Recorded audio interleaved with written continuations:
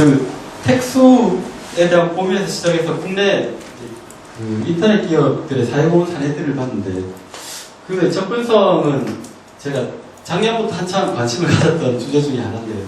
이거는 이쪽에 이제 사회적인 약자를 위한 IT의 나눔 활동이라고 생각하시면 됩니다. 접근성이라고 하면 어떤 생각이 드시나요? 접근성에 대해서 혹시 들어보신 분 계시나요? 접근성이 뭐라고 사회복지에서도 되게 많이 쓰는 네. 용어예요. 그래서 실제 저거를 활용하려는 사람은 쉽게 이용할 수 있는 분석으로 나지가. 네, 이거 똑같은 겁니다. IT에서는 장애인들을 대상으로 장애인들이 불편하지 않게 뭐 웹서비스나 소프트웨어나 뭐 접근을 할 수 있게 하잖아요. 네, 그 두 가지 방법인데 보통은 접근성을 두 가지로 바라보는데 웹표준이라는 관점에서 바라보는데 웹표준은 뭐냐면은 한마디로 말해서 바른말 고운말을 쓰자는 겁니다.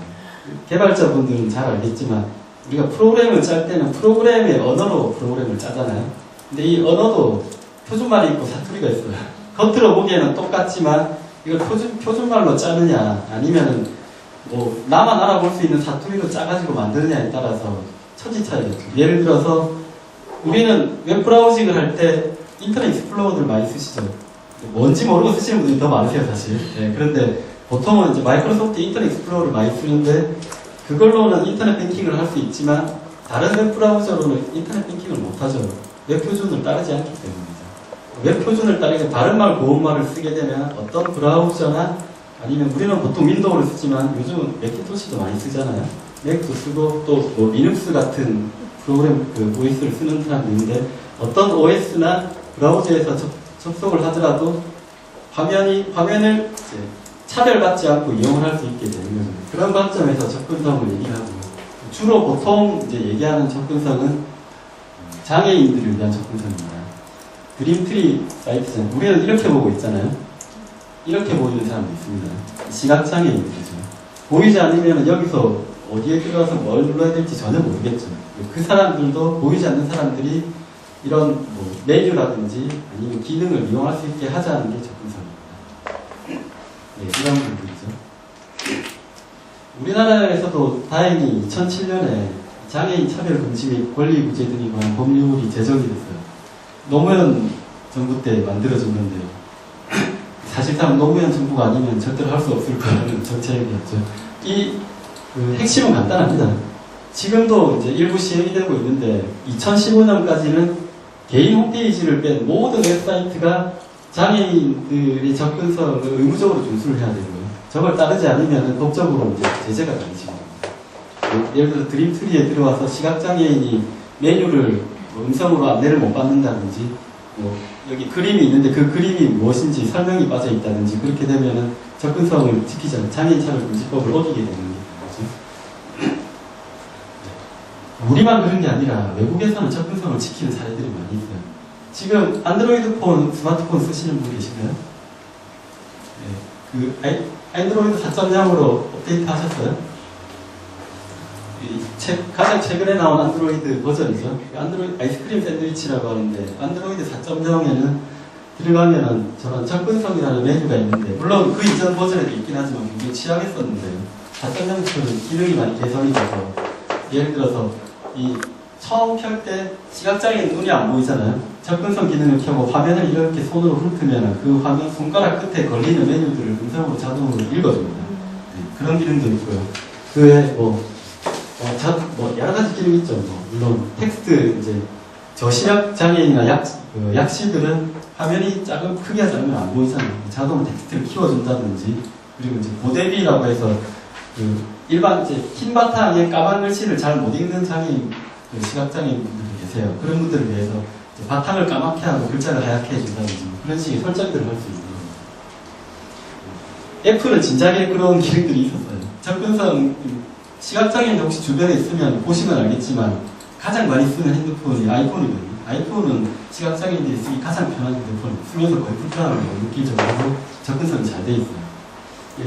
특히 iOS5에는 이제 새로운 기능들이 몇 가지가 더 들어갔는데 그 중에서도 저거는 이제 진동을 자기가 설정할 수 있는 기능입니다. 지금 뭐 아이폰 가지고 계신 분들은 찾아 들어가면 저 메뉴가 있는데 예를 들어서 지금 우리가 쓰는 거는 소리 아니면 진동이잖아요. 무음 빼고 진동인데 소리는 예를 들어 사람별로 각각 벨 소리를 지정을 할 수가 있잖아요. 뭐 예를 들어서 부인이 전화 왔을 때 벨 소리 따로 할 수 있고 친구 누가 왔을 때 따로 할 수 있는데 진동은 그게 없잖아요. 저건 뭐 시각장애인들이 진동을 자기가 임의로 설정할 수 있게 하는 겁니다. 예를 들어 내 친구 뭐 부인 누구한테 왔을 때는 진동을 뭐 띠디디디 뭐 이렇게 한다든지 그걸 직접 지정할 수 있게 하는 메뉴가 있어요. 그리고 뭐 여러 가지가 있는데 보이스오버는 그냥 화면 내용을 시각장애인들을 위해서 읽어주는 기능이고요. 그리고 확대 축소는 이제 글자 폰트 크기를 키우고 줄이는 거고요. 여러 가지가 있어요. 그 중에서 뭐 예를 들어서 저렇게 이 손이 불편한 사람은 버튼이 아이폰은 달랑 하나밖에 없지만 앞 화면에 이것도 누르기 힘든 분들도 계세요. 그런 분들을 위해서 이 버튼 대신에 화면으로 이렇게 제어를 할 수 있게 해주는 그런 기능들을 따로 넣어준 거죠. 뭐 저에도 여러 가지가 있습니다. 그 중에서 대표적으로 iOS에 있는 저런 기능들이 들어있고 국내에서도 저런 노력들을 좀 하고 있는데요. 마이크로소프트 같은 경우에는 이건 본사에 있는 거고요. 그 시애틀 본사에 가면 접근성 랩이라는 게 있거든요. 마이크로소프트에서는 우리가 보통 CEO라고 하면은 최고 경영자잖아요. 마이크로소프트는 CAO가 있습니다. Chief Accessibility Officer거든요.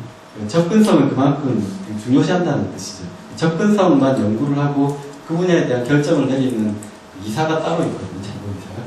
그 메일이라는 게 있는데 여기 윈도우동 제가 직접 가봤거든요. 출장을 가서 윈도우동에 가면은 그 다양한 장애인 환경을 고려를 해서 몇 가지 모형들을 만들어 두고 있습니다.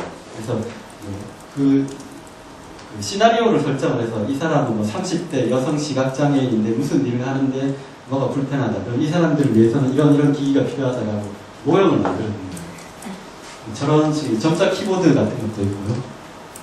저거는 오른쪽 왼쪽 마우스 키를 누를 수 있는 장애인을 위한 마우스고요. 이건 이제 볼 마우스고요. 저는 다양한 뭐 키보드나 마우스 같은 것들을 가지고 있고요. 국내에서도 이제 한국 마이크로소프트하고 제휴를 맺어서 한국정보화진흥원이 저런 그 접근성 센터를 등촌동에 운영을 하고 있습니다. 가시면 누구나 보실 수 있어요. 이상국 교수가 가서 뭐 사진도 찍고 그렇게 하더라고요. 네, 그 다음은 아까 말씀드렸던 이제 크리에이티브 커먼즈 라이선스에 있습니다. 모르시는 분 계신가요 혹시? CC에 대해서? 아시는 분 계신가요? 손 안 드시는 분 계세요? 네, 한마디로 말씀드리면 일단 먼저 크리에이티브 커먼즈 라이선스는 저작물 이용 허락 표시, 조건이라고 표시라고 하는 게 맞겠죠. 그린트리에도 밑에 보면은 뭐 CC by NCSA인가요? 뭐 그런 조건이 달려 있는데 저작권이라는 게 참 재밌죠. 제가 뭐 예를 들어 블로그에 뭐 사진을 한 장 올리거나 아니면 뭐 글 한 줄짜리를 쓰더라도 쓰는 순간 그 글은 자동으로 법이 저한테 저작권을 부여를 하지 않습니까? 그 글에 대한 주인은 저예요. 저는 그냥 별 생각 없이 글 한 줄을 썼는데 누가 그 글을 보고 재밌어서 자기 블로그에 퍼가면은 제가 문제를 삼으면 그 사람은 저작권 위반하는 거예요. 법으로 뭐 벌금을 물든지 하게 되겠죠. 이 저작권이라는 게 태생적으로 굉장히 폐쇄적인 이고 공유하기가 힘든 그 권리 중에 하나지 않습니까? 그런데 사실 굳이 내가 나는 그냥 글 한 줄 올리면서 이거를 뭐 굳이 남들이 뭐 퍼가게 막을 생각은 없지만 근데 제가 거기에 뭐 이메일이나 전화번호를 남기지 않는 이상 누가 가져가고 싶어도 물어보고 허락을 받아야 되는데 제 연락처를 모르면 혹시나 싶어서 퍼가지 못하게 되잖아요. 그러면은 나는 사실 공유를 하고 싶지만 그런 저작권의 그 천부적인 특성 때문에 서로 공유를 못하게 되는 상황이 발생을 하죠. 그런 경우가 지금도 다 많이 있잖아요. 거기에 착안을 해서 CCL이라는 거는 그러면 내가 이런 조건만 지키면은 나한테 꼭 물어보지 않더라도 그냥 네가 알아서 퍼가라 라고 표시를 달아주는 게 이제 CCL이 되죠. 2002년 12월 15일에 크리에이티브 커먼즈에서 CCL 1.0 조건이 처음 공개됐습니다. 올해가 딱 10주년이 됐는데 국내에서도 이제 크리에이티브 커먼즈 코리아라는 게 생겼는데요. 뭐 한마디로 하면 창작과 공유를 위한 글로벌 콘텐츠 라이선스 분야 어렵게 돼 있지만 내용은 간단합니다. 보통 이제 CCL을 DRM이라고 해서 저작물을 보호하는 어떤 무슨 장치 같은 걸로 생각을 하시는 분들도 많은데 저작물 보호 장치가 아니라 저작물 이용 허락을 미리 표시해주는 장치다. 그리고 아까 나왔던 그 로렌스 레시 교수가 주도해서 설립을 했었고, 한국에서는 2004년에 CC 코리아가 설립을 했습니다. CC 조건이 4개가 있는데요. 바이라는 건 저작자를 표시해 주는 겁니다. 근데 저번 저작권법상 항상 남의 저작물을 파악할 때는 무조건 저작자를 출처를 표시해 주게 돼 있어요. 바이는 빼고는 할 수 없어요. 무조건 뭐 어떤 조건이 붙든지 간에 바이는 들어가야 됩니다. 그 외에 이제 비영리라는 거는 이제 NC라고 줄여서 하는데요. 저거는 이건 저작물을 가져가되 영리 목적으로는 쓰지 말고 가져가라 라는 뜻이고요. 변경금지는 가져가되 내 저작물을 네 마음대로 바꾸지 말고 있는 그대로 가져가서 쓰라는 겁니다. 동일 조건 변경 허용이 약간 어려워 보이긴 한데, 저건 내 걸 가져가는데 대신에 너도 똑같은 CCL 조건을 달아라는 거죠. 내가 그냥 by NC 조건으로 by NC SA 하면은 비영리 동일 조건 변경 허용이라고 붙이잖아요. 지금 드림트리에 붙어 있는 것처럼. 그러면 드림트리에 컨텐츠를 누가 가져가더라도 출처를 드림트리라고 표시를 해주고 영리 목적으로 쓰지 않고 대신에 너도 똑같은 CCL 조건을 달아라는 거죠. 근데 저렇게 조합을 하면 밑에 있는 거는 이제 사실 요즘은 좀 없어져서 필요가 없는데요. 이 조건은 이거 4개밖에 없습니다. 이 4개를 조합을 하면은 6가지 조건이 나와요. CCL, 우리가 다 할 수 있는 CCL 조건은 다 합쳐가 6가지입니다. 어렵지, 그냥. 저것만, 저 중에서 내가 원하는 조건만 하나 달아가지고 붙이면 되는 거죠. 저작물을 그냥 굳이 내가 돈을 받고 팔지 않고 개방을 하면은 과연 그게 괜찮을까 걱정들을 많이 하잖아요. 저희 블로터단의 사이트도 CCL이 붙어 있거든요. 비영리 조건으로 변경하지만 않으면 이분은 자유롭게 뽑아질 수가 있어요. 출처를. 특히 이제 음악이나 이런 데서는 영화 같은 데서는 불법, 복제 이런 데 대한 공포감들이 있기 때문에 CCL 얘기를 하면 그러면 나는 돈을 어떻게 버냐라는 얘기들을 많이 하세요. 근데 2008년에 되게 재밌는 사례가 하나 나왔었어요. 나인치 네일스라는 이제 그룹인데요. 이 친구들이 2008년 3월에 고스트라는 앨범을 내놨거든요. 근데 보통 앨범은 이제 팔잖아요. 음반으로. 근데 이 친구들은 팔기도 했지만 인터넷에 그냥 공개를 해버렸어요. 음악 통째로. 네. by NCS에 비영리 목적으로 똑같은 CCL 조건을 달고 아무나 그냥 다운로드 받아가지고 들으라고 했어요. 앨범이 안 팔릴 줄 알았거든요. 근데 그 해에 아마존 베스트 앨범을 올랐습니다. 아마존을 통틀어서 가장 많이 팔린 앨범이 됐어요. 공짜로 풀었는데. 그게 어떻게 된 건가 알아봤더니 사람들이 그냥 일단 다운받아서 들어봐요. 들어보고 음악이 좋으니까 사보는 겁니다. 앨범. 홍보 효과가 있는 거죠. 실제로 그래서 그 컨텐츠를 무료로 공개를 한다는 것이 꼭 상업에 실패를 하지 않는다는 사례들이 여러 가지가 있는데 그 중에서 가장 대표적인 사례로 많이 꼽히는 겁니다. 그리고 실제로 아까 CCL을 만들었던 로렌스 레시 교수도 베스트셀러 저자거든요. 근데 자기 책을 항상 쓰고 나면은 그냥 PDF 파일로 출처만 표기하고 마음대로 가서 쓰라고 그냥 인터넷에 올리고 있어요. 근데 올리면서 항상 그런 얘기를 하거든요. 니네가 다운받아서 PDF로 봐도 상관없고 프린트해서 봐도 상관없는데 프린트하는 돈보다 책 사는 게 더 쌀 거다. 이렇게 얘기해요. 실제로 사람들이 다 조금 보다가 집에서 그냥 책을 사봅니다. 책 판매가 늘어나는 거죠. 전 세계적으로 CCL이 적용된 콘텐츠 수가 대략 한 4억 건 정도라고 하고 해마다 40% 정도씩 늘어난다고 합니다. 이게 작년에 나온 더 파워 오브 오픈이라는 책에 나와 있는 건데, 저 책은 전 세계에서 컨텐츠를 개발을 하고 공유를 해서 성공했던 사례들만 모아가지고 조그마한 소책자로 엮은 거거든요. 근데 저기 국내에서 자원활동가들이 한글로 번역을 해가지고 PDF로 만들어서 공짜로 올려줬어요. 저기 들어가시면 다운받아서 보실 수가 있습니다. 근데 4억 건이라고 하잖아요. 국내 콘텐츠가 제가 알기로 한 거의 2억 건 가까이 될 거예요. 왜 그런가 봤더니 다음이나 네이버, 카페나 블로그가 CCL을 적용할 수 있게 하는 그 기능을 제공하고 있거든요. 외국에서도 굉장한 사례라고 생각을 하고 있어요. 적용한 지 오래되진 않았지만 다음 CCL이 적용된 다음 카페 콘텐츠만 1억 건 이렇게 나오고 있거든요. 물론 저기 CCL을 밑에 달아두면은 그 다음부터 올라오는 콘텐츠는 다 자동으로 CCL이 적용된 콘텐츠가 되니까. 국내에서 한국이 전 세계 CCL 콘텐츠 보급에 굉장히 막강한 영향력을 행사하는 나라예요. 그런데 문제는 CCL 조건 중에서도 한국이 가장 그 엄격한 조건을 적용하는 나라로 꼽히고 있어요. 가장 엄격한 조건이라는 건 이겁니다. 출처를 밝히되 상업용으로 써서도 안 되고 마음대로 바꾸지도 못한다. 그 비상업 용도로 출처를 밝히고 그대로 가져다 쓰는 건 허용을 하겠다는 거. 저거는 뭐 거의 카피라이트 수준이지 사실은. 저희도 저걸 적용을 하고 있거든요.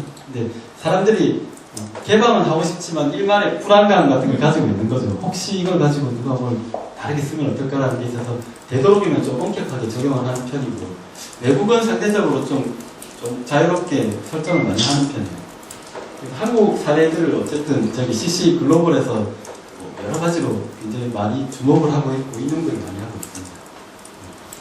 자, 이제부터 좀 분야별로 나눠서 그 흔히 말하는 그 IT의 사용 활동 사례들을 좀 소개해 드릴게요. 그 중에 공유경제라는 말을 요즘 많이 쓰고 있는데, 공유경제는 한마디로 인연을 나눠 쓰자는 겁니다. 나는 가지고 있는 재산이 있을 수도 있고, 뭐 가지고 있는 차가 있을 수도 있고, 뭐 예를 들어서 집이 있는데 방 하나를 놀리고 있을 수도 있어요. 그런 잉여 자원들을 다른 사람들하고 공유를 하면서 서로 간에 이제 커뮤니티에 도움을 주자는 게 공유경제의 핵심이고요. 그 중에 대표 사례로 가장 많이 언급이 되는 게 집카라는 데가 있는데, 카쉐어링 있습니다. 옛날에는 카풀 비슷하죠. 카풀을 아는 사람들끼리 약속을 해서 그 사람들끼리만 했다면은, 카쉐어링은 그때그때 필요할 때 이렇게 뭐 필요한 지역에 있는 유휴 자동차를 내가 이제 얻어 타거나 대신 쓸 수가 있는 거죠. 지금은 세계 최대의 자동차 공유 서비스가 됐고, 시작을 99년에 했으니까 굉장히 일찍 시작했었죠. 근데 처음에 했을 때 잘 안 됐다고 그래요. 뭐 사람들이 굳이 내 차를 빌려줘야 되나 막 이런 것도 있고, 멀리 가고 싶은데 딱 마침 그에 맞는 차가 없으니까 또 안 쓰게 되고 그렇게 하는데, 이 창업자들이 고민을 하다가 이게 될 것 같은 지역을 고른 거죠. 그 지역이 어디냐면 대학가 근처. 이동 거리가 짧고 상대적으로 이제 공유에 좀 익숙한 젊은이들이 있는 지역을 집중적으로 공략을 했습니다. 그리고 각 지역별로 좀 맞춤 서비스 같은 걸 해서 그래서 어떤 지역에서는 뭐 친환경 차에 대한 인식이 높은 데는 친환경 차를 집중 배치를 한다든지 지역별로 그런 것들을 좀 세밀하게 분석을 해서 공략을 해서 성공을 했던 것 같아요. 지금은 집스터라고 아예 집카 서비스에 열광하는 팬층까지 생겼다고 그래요. 지금 미국에 한 150개 대학 8,000곳 기업 정도가 쓰고 있고요. 한국에서도 지금 제주도에서 소카라는 서비스가 지금 준비 중이거든요. 곧 시작을 한다고 하는데, 소카는 소나타 차를 쓰기 때문에 소카라고 합니다. 소나타 하이브리드 카예요. 친환경차. 네. 에어비앤비도 집카 못지않게 유명한 서비스입니다. 여기는 민박 공유. 네, 한마디로. 역시 뭐 설립을 2007년에 했는데요. 그러니까 우리 뭐 외국에 나가면은 보통 호텔닷컴 같은 데 들어가서 호텔 잡기 바쁘고, 호텔이나 민박을 하더라도 아는 사람이 없으면은 사실 홈스테이 하기 힘들잖아요. 근데 여기는 그러면은 내가 직접 우리 집이 이렇고 뭐 어떤 사람이 들어오면 좋겠고 이런 조건들을 지정을 해서 올리면은 그 지역에 갈 사람들이 뒤져보고 괜찮은 곳이 있으면 직접 민박을 할 수 있게 도와주는 그런 서비스거든요. 내 잉여 룸을 타인에게 빌려주는 거죠. 네. 지금 꽤 성공했습니다. 192개국이고 굉장한 정도. 월드컵 참가국보다 많지 않습니까? 네. 그리고 예약 건수가 500만 건 정도라고 하는데 성공한 비결이 역시 있죠. 이 사람들은 직접 민박을 처음에 할 때 잘 안 됐다고 그래요. 이유가 뭔가 보니까 사람들이 그냥 휴대폰 카메라 이런 걸로 대충 방 찍어가지고 올리는 거예요. 오다고 안 나잖아요. 요즘 펜션 보면은 후지긴 해도 사진은 아주 뽀샤시하게 나오고, 그런데 되게 차가운 겁니다. 그래서 사진을, 우리 방 사진, 우리 집 사진을 굉장히 멋있게 찍는 비법을 회원들한테 다 알려줬어요. 창업자들이. 네, 그것도 귀찮다. 우리 집 카메라 없어요. 그러면은 아예 이 사람들이 운영하는 프로 사진가들이 가가지고 대신 찍어줬어요. 그러니까 처음에는 그냥 뭐 집 들어가는 사람들도 보니까 집도 멋지고 사진이 잘 나오니까 먼 길이 가고 한 번이라도 이용을 하게 되는 거죠. 그렇게 이용자들을 확보했는데, 근데 사실 국내에서는 잘 될까 싶은 게 뭐 우리나라도 그렇지만 어디서나 뭐 프라이버시라든지 그 안전 문제에 대한 불안감 같은 게 있잖아요. 저런 서비스의 최대 명점은 그런 거거든요. 그래서 뭐 에어비앤비도 나름 고민을 하다가 뭐 물건이 파손되거나 뭐 도둑 절도가 일어나거나 뭐 아니면 정말 갑자기 강도 돌변할지도 모르니까 이제 그런 것들을 한 라인 가동을 열심히 하고 책임보험 같은 걸 가지고 어느 정도 완화를 하고는 있지만 어쨌든 그런 것들이 아직까지 숙제로는 좀 남아있는 것 같아요. 어쨌든 사람들의 예전처럼 이렇게 높은 벽을 좀 허물고 어느 정도 이제 서비스를 가지고 이제 대중화 단계까지는 들어간 서비스라고 어렸을 때 레고들 많이 써보셨죠? 부자들이 쓰는 장난감이지 않습니까? 레고에서도 재밌는 서비스가 있어요. 레고 큐슈라는 건데요. 레고 마니아들은 아마 잘 아실 겁니다. 크라우드 소싱이라고 하는데 여러 사람들의 뭐 재능이든 돈이든 그런 사람들이 그걸 모아가지고 뭔가 서비스나 뭐 상품을 만드는 건데요. 레고 회사에 막 그런 무리가 많다고 그래요. 레고는 사실 테마형으로 다 나오잖아요. 물론 이렇게 종합 선물 세트처럼 만들 수 있는 장난감도 있지만 뭐 비행기면 비행기, 뭐 보트면 보트 이런 식으로 딱 맞춰서 나오는데 이런 물건도 뭐 좀 내주세요. 막 문의가 쏟아지니까 레고가 그런 서비스를 만들어 버렸어요. 니네가 직접 아이디어를 올려라. 그리고 10,000명 이상의 응원을 받으면은 우리가 직접 제품화를 해주겠다. 라고 해서 하고 그리고 대신에 그 제품이 나오면은 수익의 1%는 그 아이디어를 낸 사람한테 주는 거예요. 그러니까 전 세계에서 엄청난 아이디어들이 막 쏟아질 거 아니에요. 레고는 그 아이디어를 거저먹게 되는 거죠, 사실. 근데 지금까지 3개 정도가 나왔다고 합니다. 일본에서 주로 많이 채택이 됐는데요. 저는 잘 모르는데 유명한 잠수함이라고 하는데 잠수함이랑 그 소행성 탐사선이 나왔고 이번에 이제 뭐 마인크래프트 게임즈요? 뭐 이런 이 세 번째 제품이 지금 제품화됐다고 합니다. 키바도 유명한 서비스입니다.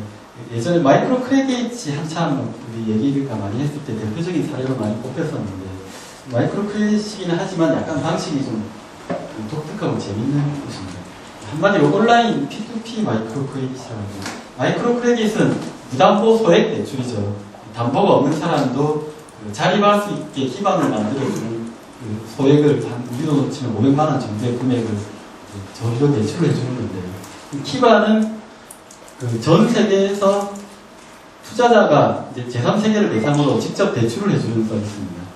뭐 제3세계에서 예를 들어서 뭐 우리가 나는 뭐 만원이 우리 돈으로 치면 10,000원이 필요해라고 올리고 필요한 이유 같은 걸 올리면은 그걸 보고 아 나는 이 사람을 후원해줘야 되겠다 그러면 그 사람한테 찍어서 10,000원 주면 되는 거죠.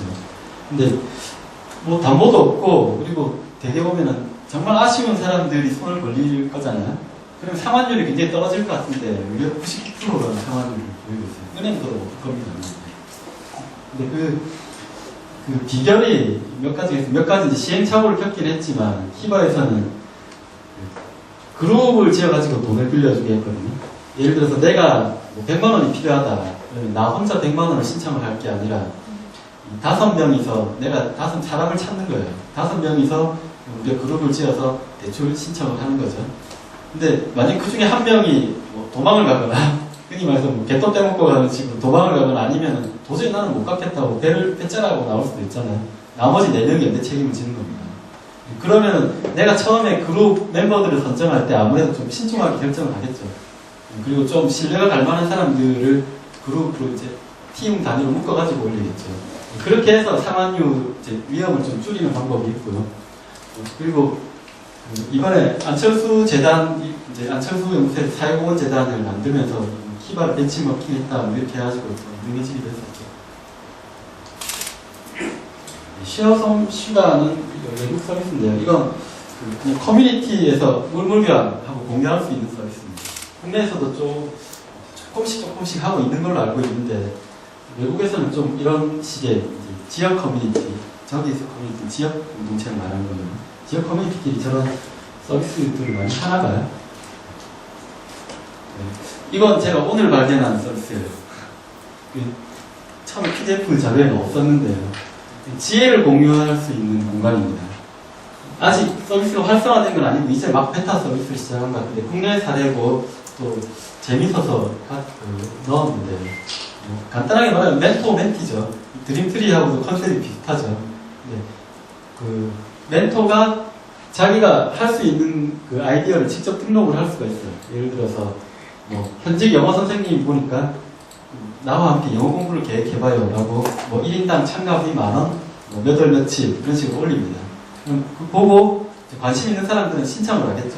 신청을 하면은 뭐 정해진 인원이 차면 직접 만나가지고 서로 이제 멘토는 자기 지식을 나눠주는 거고 멘티들은 관심 있는 지식을 골라가지고 획득을 할 수가 있는 거고 물론 소정의 이제 비용을 내긴 하겠죠. 그리고 그 지식들은 나중에 웹사이트에서 공유가 되고 공개가 되는 거죠.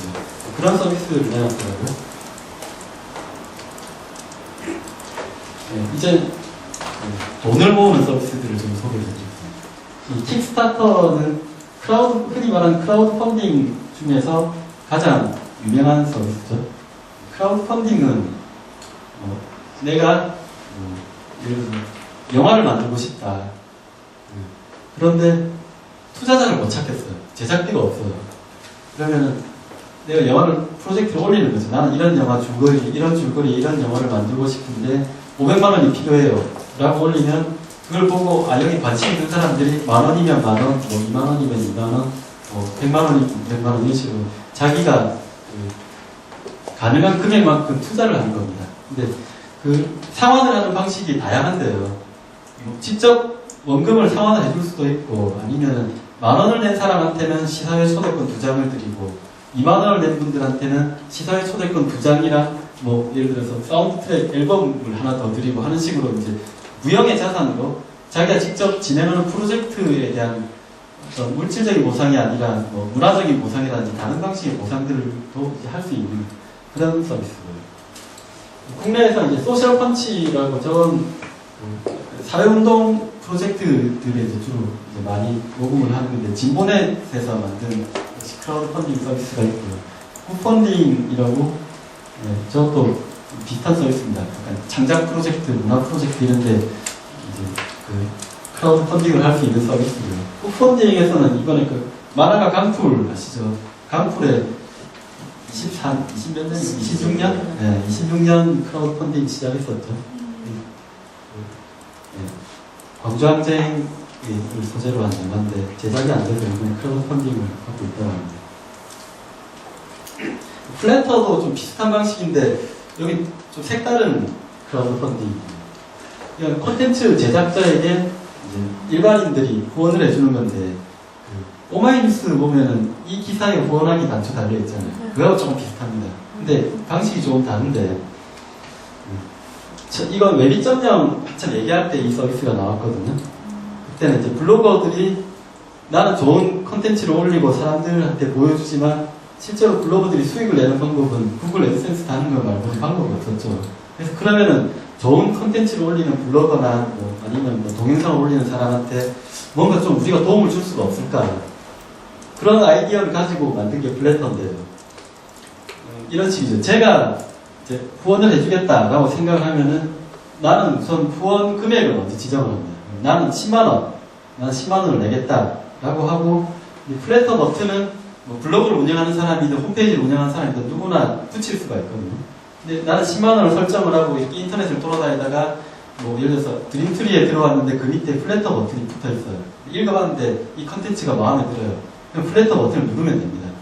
근데 내가 이런 식으로 돌아다니면서 플래터 버튼을 10번을 누르잖아요. 그럼 그 사람들한테 10,000원씩 가는 거죠. 내가 100번을 누르죠. 그 사람들한테 1,000원씩 가는 거죠. 왜냐면 난 처음에 10만원을 내기로 했으니까. 그런 식으로 미리 돈을 지정을 해두고 버튼을 누르는 만큼 이제 n분의 1로 나눠가지고 후원을 해주는 그런 플랫폼입니다. 아이디어가 재미있는데요. 초기 자원을 모으는데 아직까지 좀 성공을 못하고 있는 것 같아요. 그래서 서비스가 생각만큼 잘 되지는 않는데 후원하는 방식은 굉장히 참신하고 좀 색다른